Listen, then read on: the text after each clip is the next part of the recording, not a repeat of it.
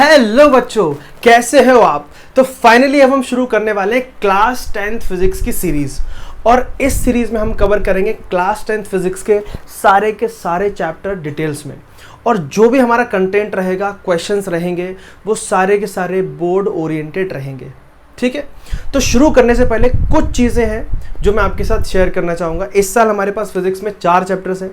सबसे पहला chapter current electricity, फिर magnetic effect of electric current, उसके बाद लाइट और एक चैप्टर अपना ह्यूमन आई।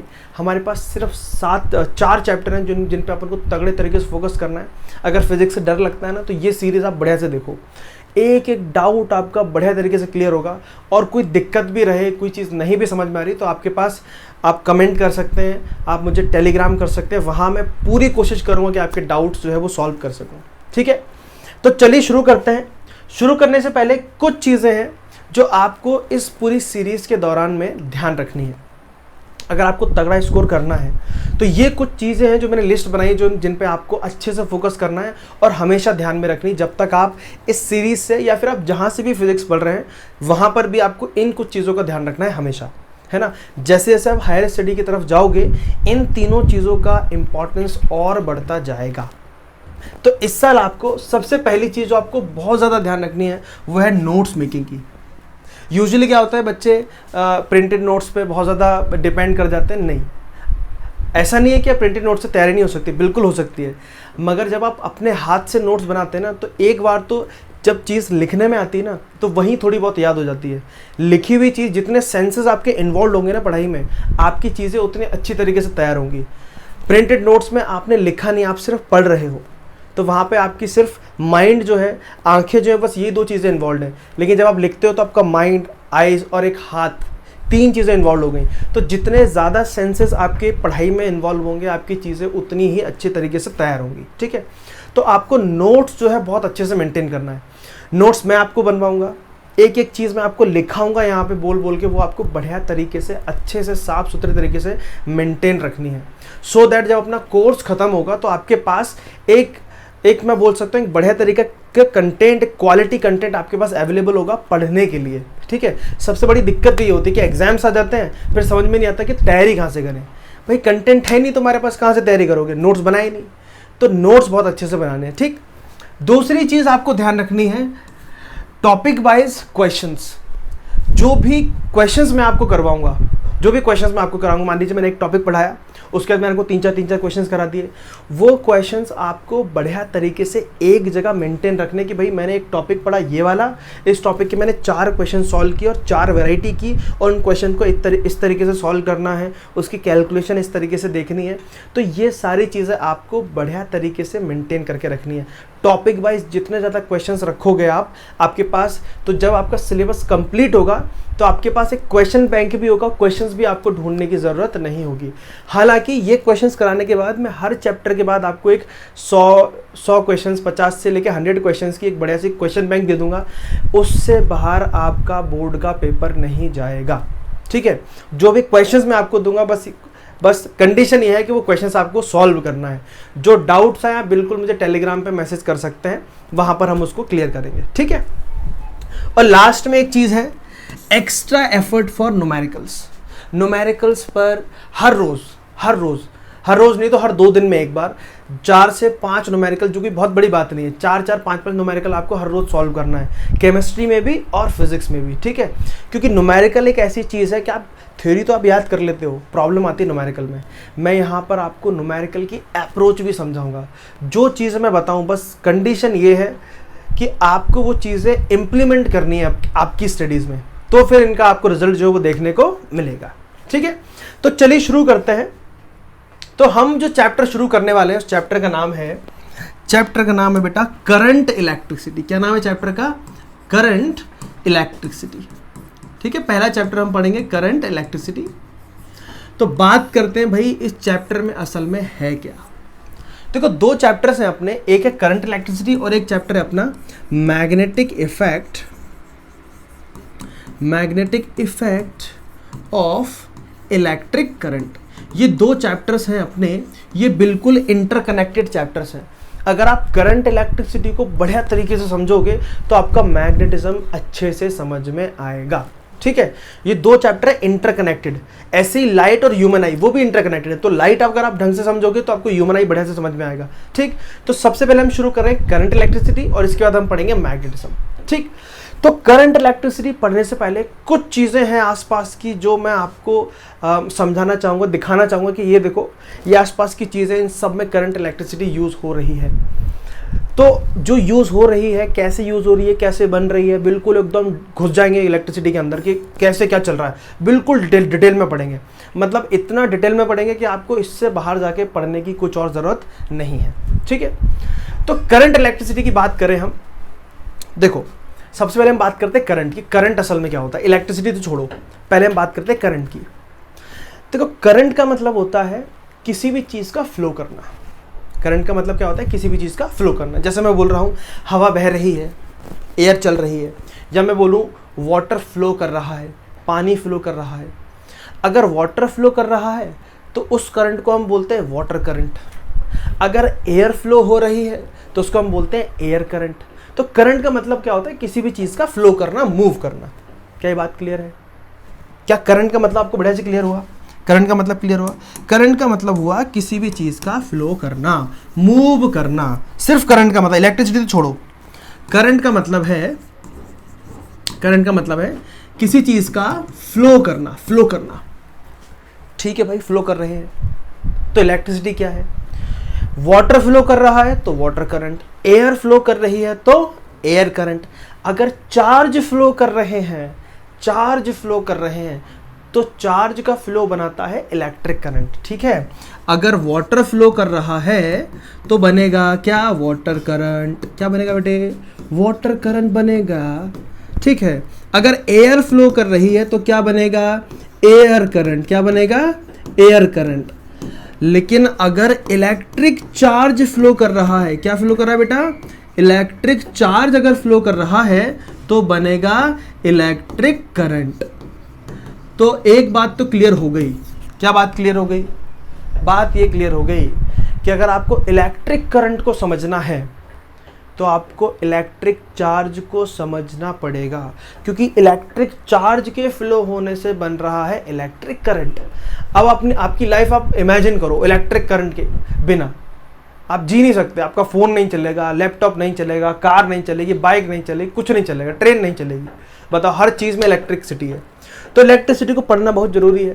तो उसको पढ़ने के लिए हम देख रहे हैं कि भाई चार्ज अगर फ्लो कर रहा है तो चार्ज के फ्लो से बन रही है इलेक्ट्रिसिटी। तो अब इलेक्ट्रिसिटी को समझना है तो हमें समझना पड़ेगा चार्ज को। ठीक है, तो हेडिंग डालो बेटा, सबसे पहला टॉपिक जो हम पढ़ने वाले हैं वो होने वाला है इलेक्ट्रिक चार्ज। हेडिंग डालो इलेक्ट्रिक चार्ज। ठीक है, हेडिंग डालो इलेक्ट्रिक चार्ज। ठीक, पहला क्वेश्चन लिखो व्हाट इज चार्ज, या फिर हेडिंग डाल दो इलेक्ट्रिक चार्ज। अब इलेक्ट्रिक चार्ज को समझने से पहले, समझने के लिए मैं आपके सामने आपकी जो एग्जिस्टिंग नॉलेज है वो रखता हूं, फिर उससे हम हल्की हल्की चीज़ों को समझेंगे। ठीक, बताओ क्या आपने कक्षा 9th में, क्लास 9th में, क्या आपने ये पढ़ा कि नहीं पढ़ा? क्या everything is made up of, everything is made up of atoms. ठीक है, क्या हमने पढ़ा कि नहीं पढ़ा? अच्छा, इससे पहले एक और चीज पढ़ी होगी कि matter, anything which have some mass occupy some space is called matter. मतलब ये पेन भी एक मैटर है, ये वॉच भी एक मैटर है ना, हर चीज़ एक मैटर है। और मैटर किससे बनता है? Matter is made up of atom, यानी कि जो भी चीज़ है वो किससे बनी होती है? एटम से। एटम किससे मिलके बना होता है बेटे? जल्दी बताओ, एटम के अंदर क्या क्या होता है? उसके अंदर होता है इलेक्ट्रॉन। क्या होता है? इलेक्ट्रॉन। फिर क्या होता है? एक होता है प्रोटॉन, एक क्या होता है? न्यूट्रॉन। है ना, पढ़ रखा है कि नहीं? बढ़िया से बोलो सर। हाँ, पढ़ रखा है, कक्षा 9th हो गई हमारी। इलेक्ट्रॉन का चार्ज कैसा होता है? नेगेटिव। प्रोटॉन का चार्ज कैसा होता है? पॉजिटिव। मगर सर चार्ज होता क्या है ये तो पता ही नहीं है ना। 9th में पढ़ा इलेक्ट्रॉन होता है, उसका चार्ज इतना होगा, प्रोटॉन चार्ज, पर चार्ज क्या है? What is charge? तो ये हमको बढ़िया से समझना है। ठीक, तो हमें मालूम है एटम बनेगा इलेक्ट्रॉन, प्रोटॉन, न्यूट्रॉन से, इसका नाम नेगेटिव, पॉजिटिव। अब चार्ज समझेंगे। तो चार्ज समझने के लिए एक चीज जो है वो, ये भी आपने क्लास 9th में पढ़ी थी। एक लाइन आती थी बहुत बढ़िया से, स्टार बन के लाइन आती थी और क्वेश्चन पूछा जाता था, तुम लिखाते थे, है ना। लाइन क्या थी कि atom is atom is electrically neutral. Atom क्या होता है बेटा? इलेक्ट्रिकली न्यूट्रल होता है।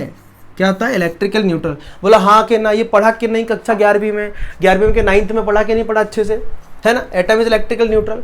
और ऐसा हम क्यों बोलते थे? ऐसा हम इसीलिए बोलते थे क्योंकि एक एटम के अंदर जितने नंबर ऑफ इलेक्ट्रॉन्स होते हैं उतने ही नंबर ऑफ प्रोटॉन्स भी होते हैं। बोलो हाँ कि ना, पढ़ा कि नहीं पढ़ा? जितने नंबर ऑफ इलेक्ट्रॉन्स उतने नंबर ऑफ प्रोटॉन। और मुझे पता है एक इलेक्ट्रॉन का चार्ज और प्रोटॉन का चार्ज होता है बराबर। एक इलेक्ट्रॉन का चार्ज और प्रोटॉन का चार्ज होता है बराबर। तो भाई ये चार्ज होता है नेगेटिव और ये चार्ज होता है पॉजिटिव, तो ये एक दूसरे के चार्ज को खा जाते हैं। तो कितना बचा? 0। फिर ये वाला इलेक्ट्रॉन इस प्रोटॉन के चार्ज को खा गया, फिर ये वाला इलेक्ट्रॉन इस वाले प्रोटॉन के चार्ज को खा गया, और तीनों एक दूसरे को चार्ज को निपटा के चार्ज कितना बचा? 0। 0 चार्ज बता, मतलब एटम क्या हो गया? Electrically neutral. ये सारा ज्ञान हमने क्लास 9th में ले रखा है। मैं ऐसा मान के चल रहा हूँ कि आप ये चीज़ जानते हो, ठीक है ना? 9th के मैंने जो चीज़ें थी वो आपको बढ़िया से समझा दी कि भाई एटम जो होता है वो इलेक्ट्रिकली क्या होता है? न्यूट्रल होता है। अब मान लो जो मैंने 2 ऑब्जेक्ट्स को लिया, जैसे बचपन में गेम खेलते थे ना बेटे, याद करो वो स्केल वाला गेम। स्केल को बालों से रगड़ते थे, फिर यहाँ पे पेज के थोड़े से टुकड़े, घर पे ट्राई करो ये। मैं भी एक वीडियो भी बना के डाल दूंगा एक बढ़िया सा, है ना? इसके अंदर एक वीडियो बना के डालूंगा फोर्स का, आप देखना उसमें इंटरेक्शन। क्या करना है आपको? पेज लो, पेज के छोटे छोटे टुकड़े लो और उसको रखो हाथ पे। कहाँ रखना है बेटे? हाथ पे रखो। स्केल लो, बढ़िया, हाथ पे नहीं तो किसी चीज़ के ऊपर रख दो और स्केल लो। और ध्यान रखना आपके हेयर जो होनी चाहिए ड्राई होनी चाहिए। कैसे होनी चाहिए? Dry hair. स्केल लो, मस्त रगड़ो, एकदम बढ़िया तरीके से रगड़ो। रगड़ने के बाद, इसे रब करने के बाद उन पेजेस के पास लेकर जाओ, तो देखना वो पेजेस को क्या करेगा? अट्रैक्ट करेगा। क्या करेगा? अट्रैक्ट। अब ध्यान से समझना, यहीं से हमारी चार्ज की कहानी शुरू होने वाली है। तो जब मैं उस स्केल को बालों से रब कर रहा हूँ, जब हम किसी चीज़ को रब करते हैं तो क्या होता है बेटा? बताओ जल्दी बताओ जल्दी। रब करते हैं, हीट निकलती है, गरम लग रहा है, हीट निकल रही है। ऐसे ही जब हम स्केल को बालों से रब कर रहे हैं तो थोड़ी सी हीट बन रही है, और उस हीट की वजह से क्या हो रहा है तुम्हें मालूम है ना? इलेक्ट्रॉन को हीट मिलती है तो इलेक्ट्रॉन भागता है इधर उधर। किसी भी चीज़ को हीट प्रोवाइड करें तो वो क्या करता है? इधर उधर भागता है ना, है? मान लो वाटर है, वाटर को तुम गर्म करो तो वाटर उबलने लगता है, उसके एटम इधर उधर भागने लगते हैं। ऐसे इलेक्ट्रॉन को अगर थोड़ी सी एनर्जी प्रोवाइड करो, मान लो तुम खड़े हो, पीछे तक डंडा ला के घुमा के दे दो, एनर्जी प्रोवाइड कर दी, तो क्या होगा? तुम भी भागोगे ना इधर उधर। तो जब भी एनर्जी प्रोवाइड की जाती है, जिस भी चीज़ को एनर्जी प्रोवाइड की जाती है वो हो जाता है अनस्टेबल, भागने लगता है इधर उधर, है ना? तो इलेक्ट्रॉन को जब एनर्जी मिली, जब मैंने स्केल को ऐसे रब किया तो स्केल के जो इलेक्ट्रॉन्स हैं उनको एनर्जी मिली, हीट एनर्जी मिली। उसकी वजह से क्या हुआ? कुछ इलेक्ट्रॉन का ट्रांसफर हो गया। कुछ इलेक्ट्रॉन का क्या हो गया? ट्रांसफर। ध्यान रखना, ये टर्म याद रखना बढ़िया से। क्या हुआ? कुछ इलेक्ट्रॉन का क्या हो गया बेटा? ट्रांसफर हो गए। कुछ इलेक्ट्रॉन हो गए ट्रांसफर। अब मैं एटम वाले सिचुएशन पे वापस आता हूं। मैं एक एटम कंसिडर कर रहा हूं, मैंने एक एटम कंसिडर कर लिया, ठीक है?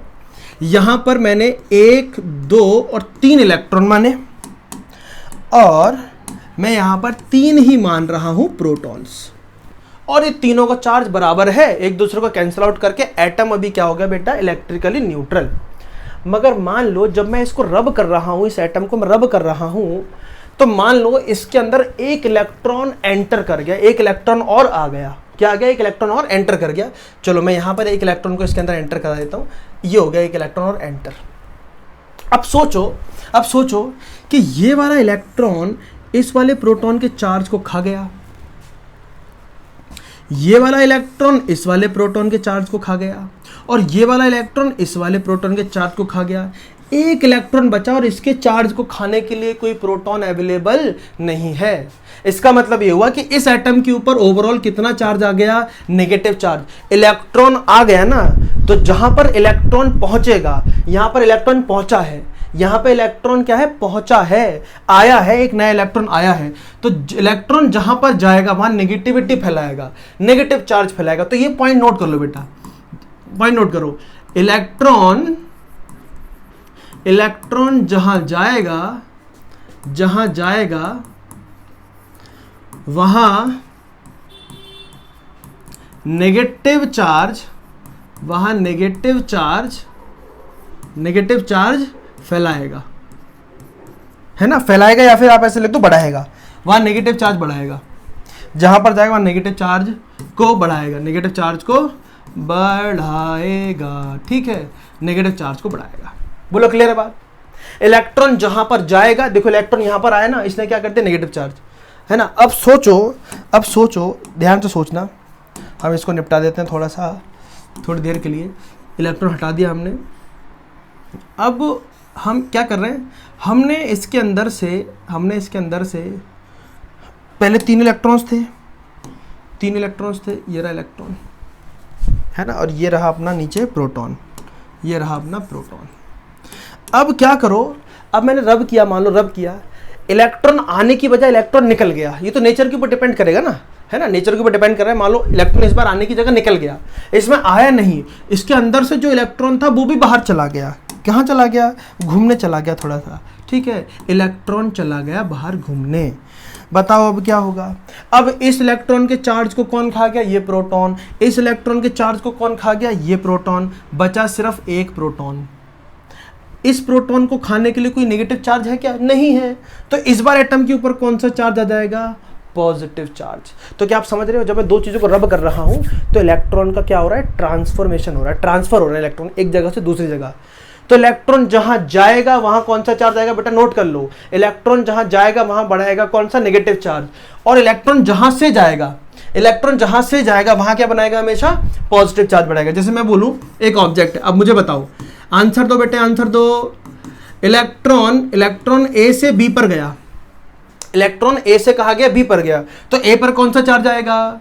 ए पर कौन सा चार्ज? ए पर आएगा बेटा पॉजिटिव चार्ज, क्योंकि इलेक्ट्रॉन यहां से हट गया ना, और कहां गया बी, तो जहां पर जाएगा उसको क्या कर देगा? नेगेटिव। तो याद रखो, इलेक्ट्रॉन जहां से जाएगा वहां पॉजिटिव चार्ज, जहां पर जाएगा उस पर बढ़ाएगा वो नेगेटिव चार्ज। क्या ये बात आपको अच्छे से समझ में आती है? इसमें कुछ भी नोट नहीं करना, बस ये जो चीजें बताई मैंने, एक ये वाला पॉइंट नोट कर लो कि इलेक्ट्रॉन जहां जाएगा वहां नेगेटिव चार्ज को बढ़ाएगा, और दूसरा जहां से जाएगा, ये पॉइंट भी लिख लो, इलेक्ट्रॉन जहां से जाएगा वहां पॉजिटिव चार्ज बढ़ाएगा, वहां पॉजिटिव चार्ज छोड़ के जाएगा। ऐसे लिखो, इलेक्ट्रॉन जहां से जाएगा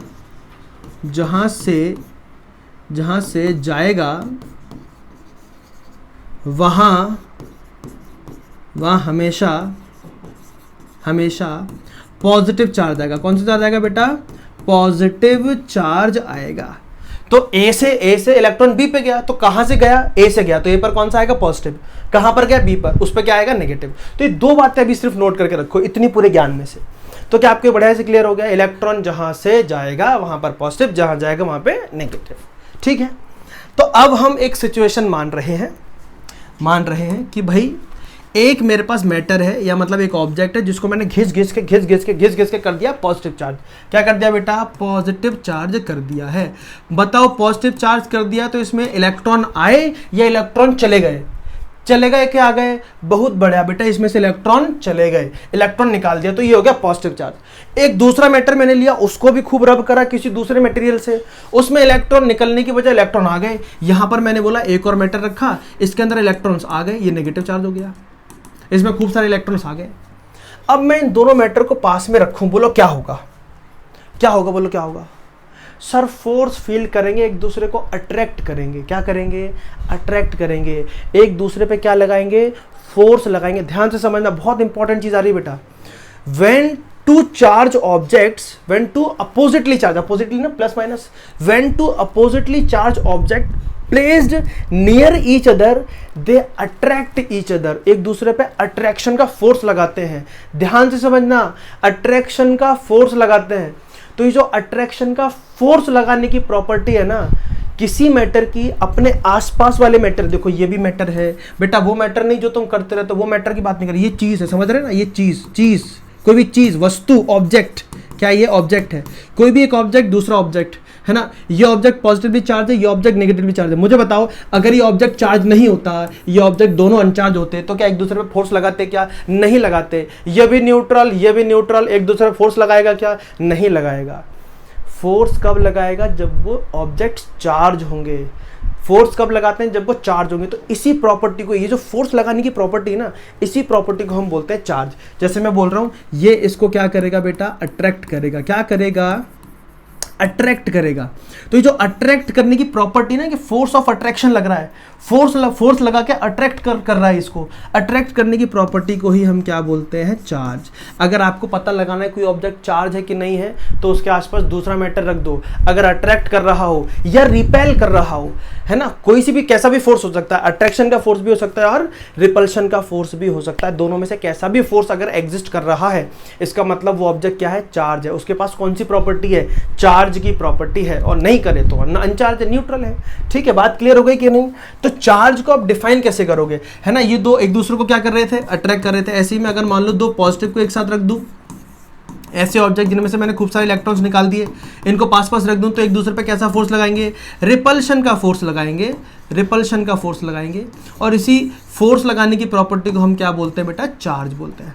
ठीक है, तो डेफिनेशन में हम पता है क्या बोलते हैं, जैसे मैं नॉर्मल चीज़ों में तो मैं ऐसा बोल सकता हूँ कि दो चार्ज ऑब्जेक्ट को पास पास रखो, लेकिन पास पास की जगह फिजिक्स के टर्म में क्या बोलते हैं, इलेक्ट्रिक फील्ड में या फिर इलेक्ट्रोमैग्नेटिक फील्ड में हर चार्ज ऑब्जेक्ट के आसपास क्या होता है, एक फील्ड होता है बेटा। क्या होता है, फील्ड। इस फील्ड को बोलते हैं इलेक्ट्रिक फील्ड। क्या बोलते हैं, इलेक्ट्रिक। जैसे इलेक्ट्रॉन है, इलेक्ट्रॉन के आसपास एक फील्ड होगा। जैसे मैग्नेट होता है ना, मैग्नेट, दो मैग्नेट लिया, यहाँ पे फोर्स फील नहीं कर रहे लेकिन इतनी दूर से फोर्स फील करते हैं क्योंकि एक दूसरे का फील्ड एक दूसरे को इंटरसेक्ट कर रहा है, यानी कि एक दूसरे के कांटेक्ट में आ रहा है। जब फील्ड कांटेक्ट में आते हैं तब फोर्स लगता है। तो चार्ज पार्टिकल के आसपास क्या होता है, फील्ड होता है, और इसी फील्ड को हम कई बार इलेक्ट्रोमैग्नेटिक फील्ड भी बोलते हैं क्योंकि रियल लाइफ में इलेक्ट्रिक फील्ड कभी होता ही नहीं है। जैसे दिन है तो रात भी है, इलेक्ट्रॉन नेगेटिव चार्ज है तो प्रोटॉन पॉजिटिव चार्ज भी है, अच्छाई है तो बुराई है, हर चीज़ अपने पास है ना, हर चीज़ का मतलब तोड़ है भाई, सिमेट्रिकल चीज़ें हैं कि भाई अच्छा होगा तो बुरा भी होगा, नेगेटिव चार्ज होगा तो पॉजिटिव चार्ज भी होगा, ऐसे इलेक्ट्रिक फील्ड भी होगा तो मैग्नेटिक फील्ड भी होगा। जहाँ इलेक्ट्रिक फील्ड वहाँ मैग्नेटिक फील्ड, जहाँ इलेक्ट्रिक फील्ड वहाँ मैग्नेटिक फील्ड होता ही होता है। ठीक, तो हम क्या बोलते हैं, इलेक्ट्रिक फील्ड की जगह हम एक टर्म यूज करते हैं, इलेक्ट्रोमैग्नेटिक फील्ड। हर चार्ज पार्टिकल के आसपास क्या होता है, इलेक्ट्रोमैग्नेटिक फील्ड। तो आप ध्यान से समझेंगे, दो चार्ज पार्टिकल एक दूसरे पे क्या लगा रहे हैं, फोर्स लगा रहे हैं, इसी फोर्स लगाने की प्रॉपर्टी को क्या बोलते हैं, चार्ज बोलते हैं। फटाफट से अब नोट करो डेफिनेशन। ठीक है, इतना तो हमने समझ लिया। डेफिनेशन देखो, डेफिनेशन ये सिर्फ तुमको एक्सप्लेन करने के लिए इतनी सारी चीजें मैंने बताई, बाकी जरूरत नहीं है अपन को समझने की। ठीक, सीधे सीधे लिखो, चार्ज क्या होता है, चार्ज क्या होता है, electric charge is the physical property of matter. किसी भी मैटर की एक प्रॉपर्टी होती है, कैसी प्रॉपर्टी होती है, जो उसको फील कराती है, that cause it to experience a force, जो उसको क्या फील कराती है, फोर्स। अगर कोई ऑब्जेक्ट चार्ज है तो वो फोर्स फील करेगा, कब, जब मैं उसको दूसरे चार्ज ऑब्जेक्ट के पास रखूंगा। तो यहाँ पे वो चार्ज ऑब्जेक्ट के पास रखने की जो सिचुएशन है ना, उसको हमने बोल दिया कि इलेक्ट्रोमैग्नेटिक फील्ड में रखूंगा। कहाँ रखूंगा, इलेक्ट्रोमैग्नेटिक फील्ड में। या तो आप ऐसे लिखो, है ना, when placed in an electromagnetic field, या फिर ऐसा लिख दो, when placed near another charge object, ऐसा भी लिख सकते हो, placed near another charge object, दूसरे चार्ज ऑब्जेक्ट के पास रखूंगा तो ये वाला चार्ज ऑब्जेक्ट क्या फील करेगा, फोर्स फील करेगा, और यही फोर्स फील करने की प्रॉपर्टी जो है इसी को हम बोलते हैं चार्ज। क्या ये बात क्लियर है? चार्ज किस वजह से आ रहा था बेटा, इलेक्ट्रॉन के ट्रांसफर होने की वजह से। इलेक्ट्रॉन अगर ट्रांसफर हो रहे हैं तो मतलब चार्ज आएगा। अगर इलेक्ट्रॉन आया है तो नेगेटिव चार्ज आएगा, गया है तो पॉजिटिव चार्ज आएगा। ठीक, इतनी बात क्लियर, इसमें कोई दिक्कत? ठीक, अब जैसे मान लो हमारे पास कोई ऑब्जेक्ट है, मुझे उसका मास को अगर मुझे मेजर करना है, मास को मेजर करने के लिए कौन सा यूनिट सिस्टम हम यूज़ करते हैं, हम यूज़ करते हैं केजी। क्या यूज़ करते हैं बेटा, केजी। लेंथ है तो उसके लिए सेंटीमीटर है, मीटर, किलोमीटर, ऐसे अगर आपको चार्ज को मेजर करना है तो चार्ज को मेजर करने के लिए हमारे पास सिस्टम होता है, उस यूनिट सिस्टम को हम बोलते हैं कूलम। चार्ज को किस में मेजर करते हैं, कूलम में। तो डेफिनेशन लिखने के बाद जस्ट नीचे लिखो, it's SI unit is coulomb. ठीक है, उसके जस्ट नीचे एक लाइन लिखो, it's SI unit is coulomb. Coulomb की स्पेलिंग होती है बेटा COULOMB, कूलम। इसको डिनोट करते हैं C से। किस डिनोट करते हैं बेटा, C से। कोई दिक्कत, कोई परेशानी? पहले लेक्चर में मैंने बहुत ज़्यादा डिटेल आपको दे दी है ना, तो घबराना नहीं है। इसको बढ़िया से आराम से वीडियो को देखो शांति से, फिर जैसे जैसे हम चैप्टर के आगे की तरफ बढ़ते जाएंगे ना, अभी चार्ज को ध्यान से समझोगे ना तो आने वाली चीज़ें बहुत आसान हो जाएंगी आपके लिए। ठीक है, तो चार्ज की ऐसा यूनिट हो गई आपके पास बेटा कूलम। ठीक, दूसरा, चार्ज कैसी क्वांटिटी, स्केलर क्वांटिटी या वेक्टर क्वांटिटी। 9th क्लास में पढ़े थे ना बेटा, स्केलर क्वांटिटी जिसके पास मैग्नीट्यूड होगा, डायरेक्शन नहीं होगा। ठीक है, वेक्टर क्वांटिटी जिसके पास मैग्नीट्यूड भी होगा, डायरेक्शन भी होगा। अब मान लो मैंने एक ऑब्जेक्ट लिया, मैं इस तरफ फेस करके इसको रब कर रहा हूँ तो अट्रैक्ट करेगा, बिल्कुल करेगा। मैं इस तरफ करके रब करूँ तो भी अट्रैक्ट करेगा। मतलब डायरेक्शन चेंज करने से अट्रैक्शन की प्रॉपर्टी पे कोई फर्क नहीं पड़ रहा है। इसका मतलब चार्ज कैसी क्वांटिटी है बेटा? स्केलर क्वांटिटी है। Charge is a scalar quantity because it does not depends on direction.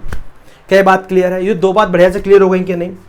ठीक है। एक ऐसी इसकी ऐसा यूनिट क्या है बेटा? कूलम। लिख लिया आपने कूलम।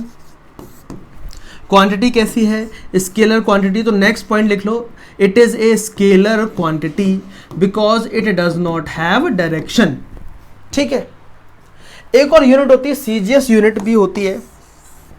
अब ये क्या है, जब आप हायर स्टडीज़ में आओगे, 11th में आओगे या ग्रेजुएशन में जाओगे, वहाँ पढ़ोगे कि ये यूनिट सिस्टम भी कई सारे होते हैं। जैसे मैं बोलूँ एसआई जो यूनिट होती है उसमें लेंथ को आप हमेशा किस में मेजर करोगे? मीटर्स में। ठीक। लेकिन सीजीएस जो होती है, सीजीएस में आप लेंथ को हमेशा सेंटीमीटर में मेजर करते हो। जैसे मास हो गया, मास को अगर आप एसआई यूनिट में लिख रहे हो तो मास की एसआई यूनिट होती है किलोग्राम और सीजीएस यूनिट होती है ग्राम। ठीक है, छोटी यूनिट होती है। ऐसे ही चार्ज की एसआई यूनिट होती है कूलम। और ये वाले जो यूनिट मैं बता रहा हूँ ये बहुत रेयर ऑफ द रेयरेस्ट, कभी बहुत ही जिसका दिमाग होगा अनशन खराब हो गया और उसको पेपर बनाना है वाला नहीं, बच्चों की वाट लगानी है मेरे को, तब ये क्वेश्चन आएगा। लेकिन याद कर लो, क्या एक्स्ट्रा नॉलेज के लिए। सीजीएस यूनिट ऑफ चार्ज क्या होती है? इलेक्ट्रोस्टेट। क्या होती है बेटा? इलेक्ट्रोस्टेट। और इसको हम लिखते हैं ESU। ठीक है, नोट कर लो, इलेक्ट्रोस्टेट। ये एक्स्ट्रा में आ गया आपके लिए, है ना, एक्स्ट्रा नॉलेज। चलो, चार्ज कितने टाइप के होते हैं हमें मालूम है। चार्ज दो टाइप के होते हैं। कौन कौन से होते हैं बेटा? चार्ज दो टाइप के। एक होता है नेगेटिव चार्ज। क्या होता है? Negative charge. तो हेडिंग डालो टाइप्स ऑफ चार्ज, उसके अंदर लिखो नेगेटिव चार्ज और दूसरा लिखना पॉजिटिव चार्ज। नेगेटिव चार्ज और पॉजिटिव चार्ज। नेगेटिव चार्ज और पॉजिटिव चार्ज। क्लियर है बात? नेगेटिव चार्ज और पॉजिटिव चार्ज। नेगेटिव चार्ज किस फॉर्म में हमारे पास अवेलेबल है बेटा? नेगेटिव चार्ज हमारे पास अवेलेबल है इलेक्ट्रॉन के फॉर्म में। किसके फॉर्म में? इलेक्ट्रॉन्स के फॉर्म में। पॉजिटिव चार्ज किसके फॉर्म में अवेलेबल है हमारे पास? प्रोटॉन्स के फॉर्म में। किसके फॉर्म में? प्रोटॉन्स के फॉर्म में, इलेक्ट्रॉन्स के फॉर्म में। अब हम एक चीज़ लिखाने वाले हैं, बहुत इंपॉर्टेंट। टाइप्स लिख लिए। अब लिखो एक इलेक्ट्रॉन पे चार्ज का मैग्नीट्यूड कितना होता है। मैग्नीट्यूड मतलब जैसे मैं बोलूँ किसी बच्चे का वेट है 50 किलो, तो जो 50 है ना, 50 इज द मैग्नीट्यूड। मैं गाड़ी चला रहा हूँ, मैं स्कूटी चला रहा हूँ मान लो 40 किलोमीटर पर आवर की स्पीड से, तो 40 क्या है? 40 इज द मैग्नीट्यूड, है ना। ऐसे ही इलेक्ट्रॉन के ऊपर चार्ज कितना है, तो चार्ज का वैल्यू कितना होता है? तो लिख लो charge of one electron. Electron के ऊपर चार्ज कैसा होता है बेटा? नेगेटिव। तो हम लिखेंगे आगे -1.6 इंटू 10⁻⁻19 कूलम। कितना चार्ज होता है एक इलेक्ट्रॉन के ऊपर? 1.6 इंटू 10⁻⁻19 कूलम। ऐसे ही देखो आगे, चार्ज ऑफ वन प्रोटॉन का चार्ज भी इतना ही होता है, सेम चार्ज होता है। बस ये चार्ज कैसा होता है बेटा? पॉजिटिव का। बाकी चार्ज होता सेम है। इलेक्ट्रॉन के चार्ज में आगे नेगेटिव लगेगा, प्रोटॉन के चार्ज में आगे पॉजिटिव लगेगा, इतना फर्क है। तो क्या आप चार्ज समझ गए, है ना? Quick revision. चार्ज ऐसी प्रॉपर्टी जो मैटर पे क्या लगाती है? फोर्स लगाती है जब उसको एक दूसरे चार्ज ऑब्जेक्ट के पास रखते हैं। ऐसा यूनिट चार्ज की कूलम। कैसी क्वांटिटी? स्केलर। CGS unit इलेक्ट्रोस्टेट। कितने टाइप होते हैं? दो, इलेक्ट्रॉन्स और प्रोटॉन। नेगेटिव चार्ज और पॉजिटिव चार्ज। एक इलेक्ट्रॉन का चार्ज कितना होता है? -1.6 10⁻⁻19 कूलम। दो और प्रोटॉन का चार्ज कितना होता है? 1.6 10⁻⁻19 कूलम। इलेक्ट्रॉन वाले माइनस आएगा, प्रोटॉन वाले प्लस आएगा। ठीक। अब एक बहुत इंपॉर्टेंट प्रॉपर्टी होती है चार्ज के पास, और इस प्रॉपर्टी को हम बोलते हैं क्वांटाइजेशन ऑफ चार्ज, और इसी के ऊपर बनता है आपका numerical, quantization of charge. Next heading डालो बेटा, quantization of charge. Quantization of charge समझने के लिए सबको आता है क्वांटाइजेशन ऑफ चार्ज। हम कर देते हैं, चलो क्वांटाइजेशन ऑफ चॉकलेट सबको आता है। क्या है क्वांटाइजेशन ऑफ चॉकलेट? चलो बताओ। मान लो तुम्हारा बर्थडे है, तुम गए मार्केट में कि भाई मेरे को चॉकलेट खरीदना है, कल बांटना है। ठीक। तुम्हारे क्लास में बच्चे हैं 40। कितने बच्चे हैं? 40। तुम गए शॉप पे, तुम क्या बोलोगे कि 40 चॉकलेट दे दो? नहीं, तुम पूछोगे भैया मेरे को ये वाली चॉकलेट बताओ, ये चॉकलेट कितने की है? वो बोलेगा भैया 5 रुपये की है। एक चॉकलेट का प्राइस पता चल गया 5 रुपये, तो 40 का कितना होगा, 5 × 40 कितना हो जाएगा, 200 रुपया। तो टोटल चॉकलेट 40 चॉकलेट कितने की आ गई आपकी, 40 चॉकलेट, 40 × 5 कितना आ गया बेटा, 200 रुपये। यही क्वांटाइजेशन होता है, यही क्वांटाइजेशन होता है। बस इसको चार्ज के फॉर्म में लगाना है।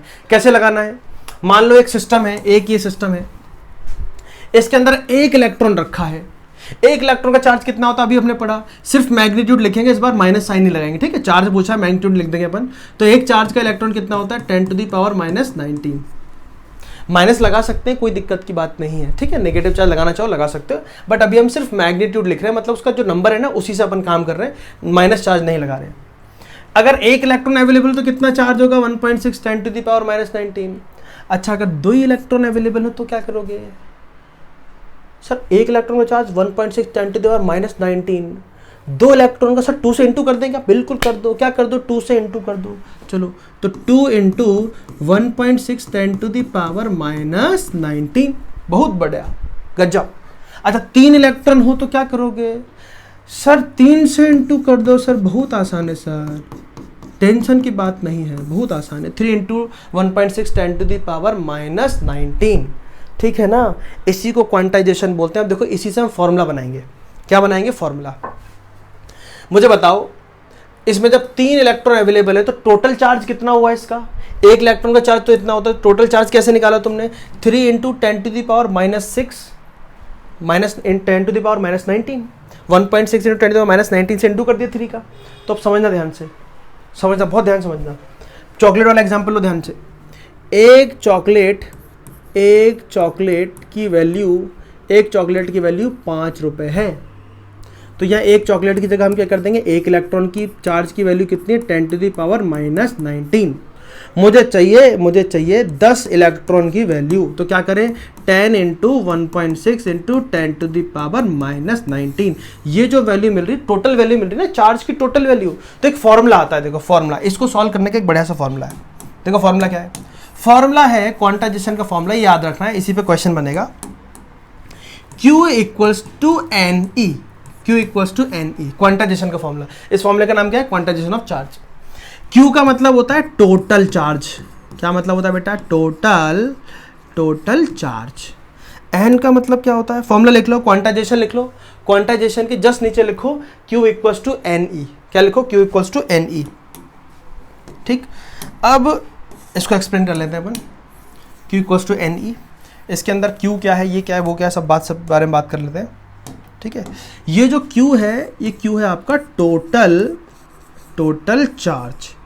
जिस भी सिस्टम का चार्ज निकालना है, टोटल चार्ज। N क्या है, N होता है बेटा आपका नंबर ऑफ इलेक्ट्रॉन्स। क्या होता है, नंबर ऑफ इलेक्ट्रॉन्स।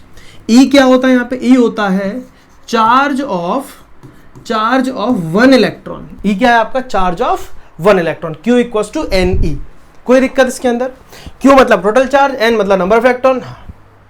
इसका मतलब देखो, इस फॉर्मूले को कैसे पुट करना है। आपसे क्वेश्चन पूछा गया कि मान लीजिए भैया 25 इलेक्ट्रॉन है, 25 इलेक्ट्रॉन का चार्ज निकाल के दिखाइए। तो नंबर ऑफ इलेक्ट्रॉन्स कितने गिवन है, 25। नंबर ऑफ इलेक्ट्रॉन्स कितने गिवन है बेटा, 25। मतलब N की वैल्यू कितनी गिवन है, 25।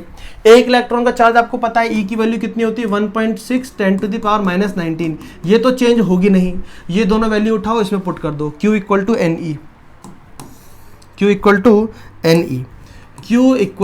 NE। N की वैल्यू कितनी दे रखी है, 25। इलेक्ट्रॉन का चार्ज कितना दे रखा है, 1.6 10⁻⁻⁹।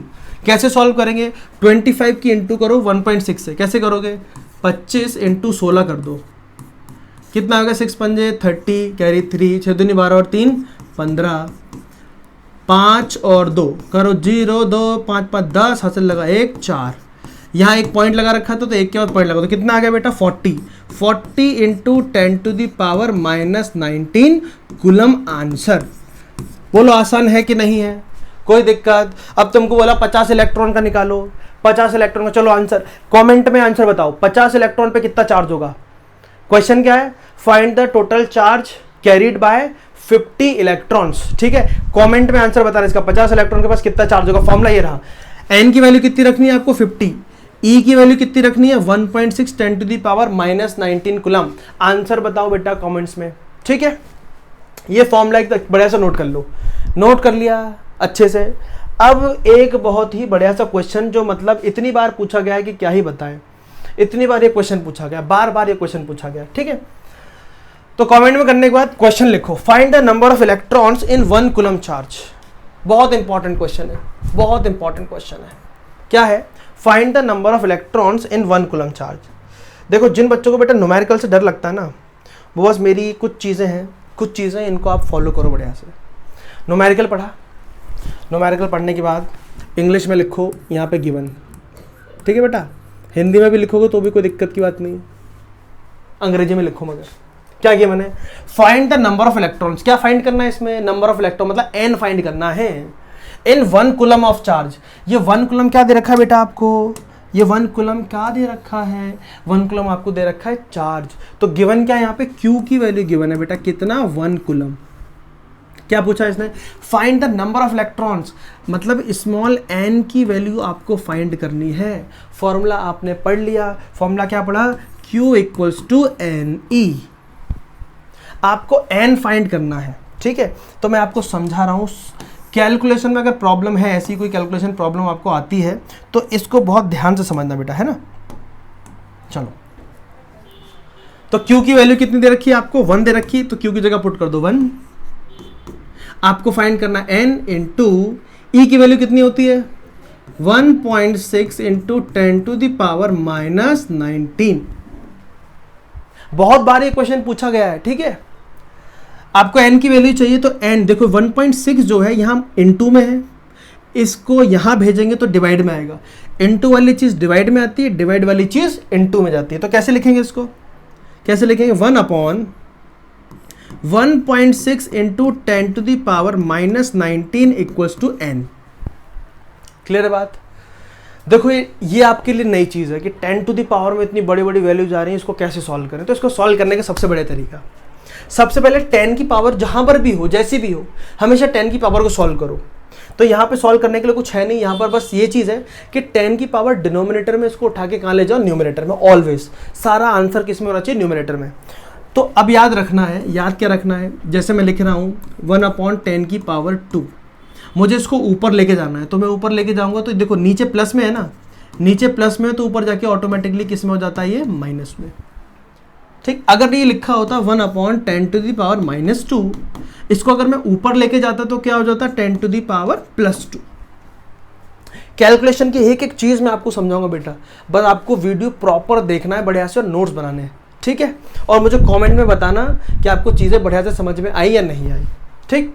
10 टू द पावर -19 इसको उठा के लेकर जाओ आप ऊपर, तो कैसा हो जाएगा? देखो ऊपर 1 तो है ऑलरेडी, और ऊपर जाएगा तो मल्टीप्लाई में ही जाएगा, तो into 10 to the power +19 divide by 1.6, ऐसा आ गया।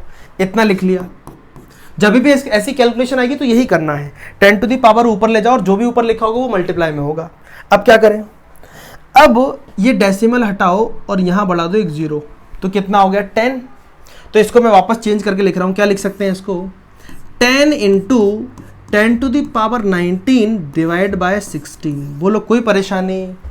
सर नो परेशानी, बढ़िया से समझ में आ रहा है, ठीक है। 2 से डिवाइड करते बेटा, 2 5 जा 10, कोई परेशानी? इसको 2 से डिवाइड करते, 2 8 जा 16, तो ऊपर 5 नीचे 8 इंटू 10 टू द पावर 19। अब हमें सॉल्व करना है 5/8 को। चलो सॉल्व करें 5/8 को। 5/8 5/8 है 5/8, ठीक।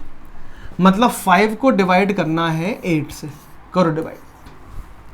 क्या 8 से 5 को डिवाइड किया जा सकता है? सर किया जा सकता है, लेकिन अभी तो नहीं होगा। तो उसके लिए हम क्या लगाते हैं बेटा? हम लगाते हैं पॉइंट। क्या लगाते हैं? पॉइंट। पॉइंट क्या है? 0 लगा दो। पॉइंट लगा दिया। पॉइंट लगाने के बाद हम क्या बढ़ा सकते हैं? यहाँ पे 0 बढ़ा सकते हैं। बताओ 8 से 50 को डिवाइड करोगे कितने टाइम से डिवाइड होगा? सर 8 6 जा 48 होता है, तो लगा दो बेटा 8 6 जा 48। कितना बचा? बोलो कितना बचा? 2 बचा। पॉइंट लगा हुआ है, 0 बढ़ा दो, कितना होगा? कितने टाइम्स में डिवाइड होगा?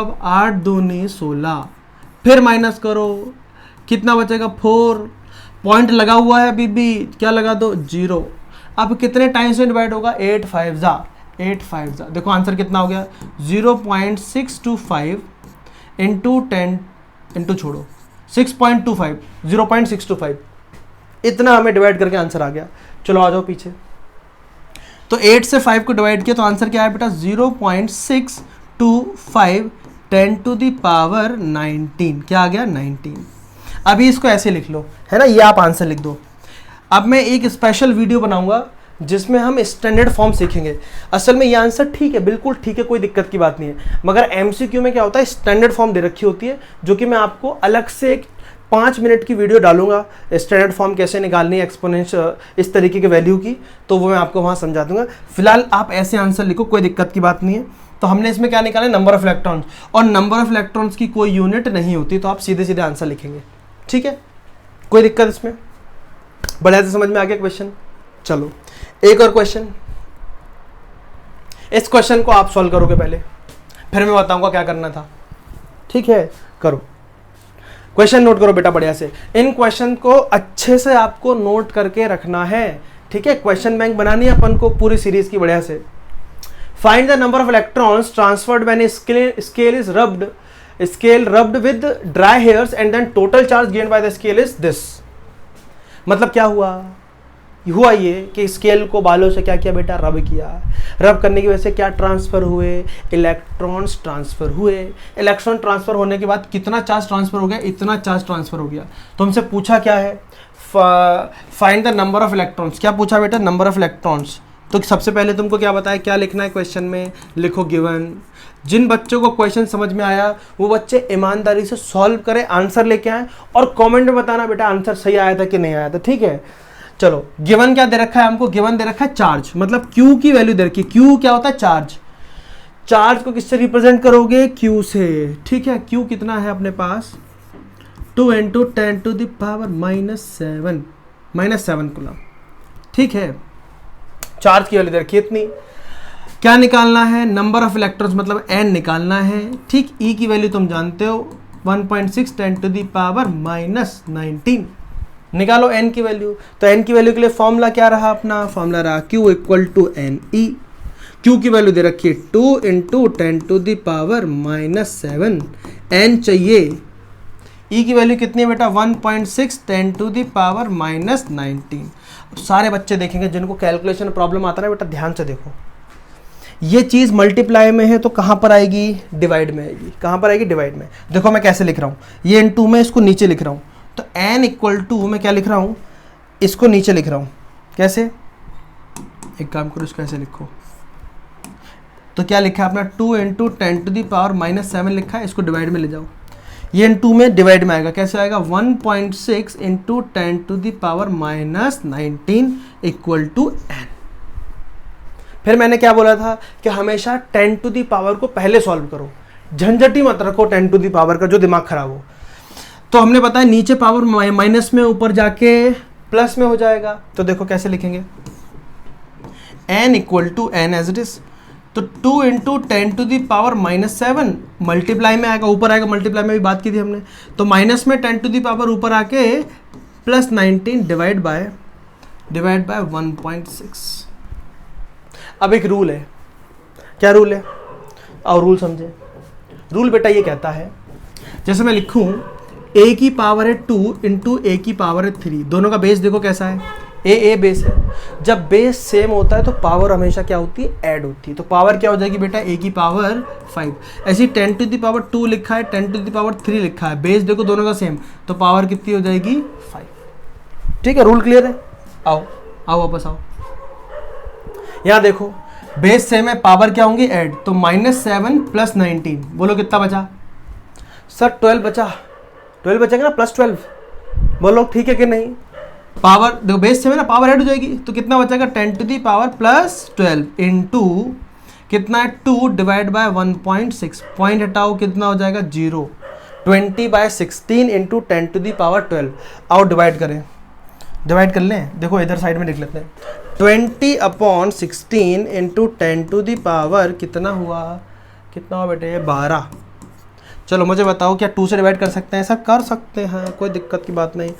2 10 × 20, 2 8 जा, ठीक। फिर डिवाइड करो, 2 5 जा, 2 4 जा, कितना आ गया, 5/4 इंटू 10 टू दी पावर 12, इतना आ गया। मतलब अब 4 से डिवाइड करना पड़ेगा 5 को। आओ करें डिवाइड, 5 को डिवाइड करना है 4 से, है ना, यही है ना सिचुएशन, 5/4, ठीक। 5 को डिवाइड करना है 4 से, कितने टाइम से डिवाइड होगा बेटा, 1 टाइम में, 4 लिख दिया। माइनस करो कितना बचेगा 1, फिर लगाओ पॉइंट, फिर लगाओ 0, 4 दूनी कितना होगा 8, फिर माइनस करो कितना बचेगा 2, पॉइंट लगाए फिर लगाओ 0, 5 जाओ 1.25, कितना आंसर आया बेटा 1.25। तो यह सॉल्व करो, कितना आंसर आएगा 1.25 10⁻12। कितने नंबर ऑफ फैक्टर्स हो गए, इतने नंबर ऑफ फैक्टर आंसर। ठीक है, कैलकुलेशन में कोई परेशानी, अगर इस वीडियो में कोई भी दिक्कत लगे ना बेटा आपको कमेंट में जरूर बताना, सो दैट आने वाले लेक्चर्स में वो चीज़ रेक्टिफाई हो जाए, है ना। कोई भी चीज़ ऐसे लगे सर कैलकुलेशन थोड़ा और डिटेल में समझाओ, तो जैसा भी होगा मैं आपको बिल्कुल नेक्स्ट लेक्चर में वो सारी चीज़ें रेक्टिफाई कर दूंगा। ठीक है, चलो एक क्वेश्चन मैं आपको दे रहा हूं, एक क्वेश्चन का आंसर मैंने पहले पूछा था, क्वेश्चन दिया था बीच में, एक क्वेश्चन और दे रहा हूं, इसका आंसर भी कमेंट में बताना मुझे। ठीक है, क्वेश्चन ये है कि चार्ज आपको दे रखा है 3.2 10⁻−19, इतना चार्ज दे रखा है ना। एक काम करते हैं, इसको थोड़ा वैल्यू कुछ और ले लेते हैं, इसको आप ले लो 9.6 × 10⁻−19, ये दे रखा है चार्ज, इतना कूलम चार्ज। एन फाइंड करना है और ई की वैल्यू तुमको पता है, बताओ एन कितना होगा, कमेंट में बताना बेटा एन की वैल्यू कितनी होगी। ठीक है, तो इस वीडियो में इतना ही। नेक्स्ट वीडियो में लेके आऊंगा आपके लिए करंट के बारे में, जो भी इसका नेक्स्ट टॉपिक रहेगा। ये टॉपिक बहुत बढ़िया से, एकदम बढ़िया से समझ में आना चाहिए आपको। नोट्स बहुत अच्छे से तैयार करके रखना। 4 क्वेश्चन मैंने करा दिए, 2 क्वेश्चन दे दिए, 1 क्वेश्चन पहले था और 1 क्वेश्चन अभी, तो 4 से 5 क्वेश्चन मैंने इस लेक्चर में आपको करवा दिए। ये 4 से 5 क्वेश्चन आपको एक जगह नोट करके रखने हैं। ठीक है, चलिए आज के लिए